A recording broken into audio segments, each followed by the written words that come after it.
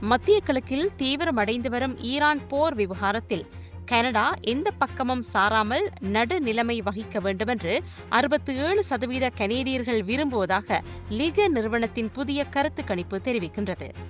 சுமார் 1608 கனேடியர்களிடம் நடத்தப்பட்ட இந்த ஆய்வில் வெறும் 25% மட்டுமே அமெரிக்கா மற்றும் இஸ்ரேலுக்கு கனடா ஆதரவு வழங்க வேண்டும் என்று கூறியுள்ளனர்.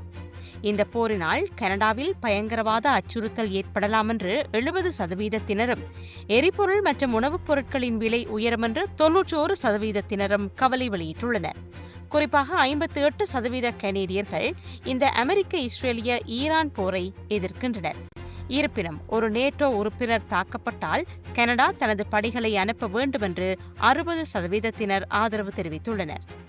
போரினால் ஏற்படும் உலகளாவிய எரிசக்தி தட்டுப்பாட்டை போக்க கனடா தனது எண்ணெய் மற்றும் இயற்கை எரிவாயு உற்பத்தியை உடனடியாக அதிகரிக்க வேண்டும் என்று 75% கனேடியர்கள் வலியுறுத்தியுள்ளனர்.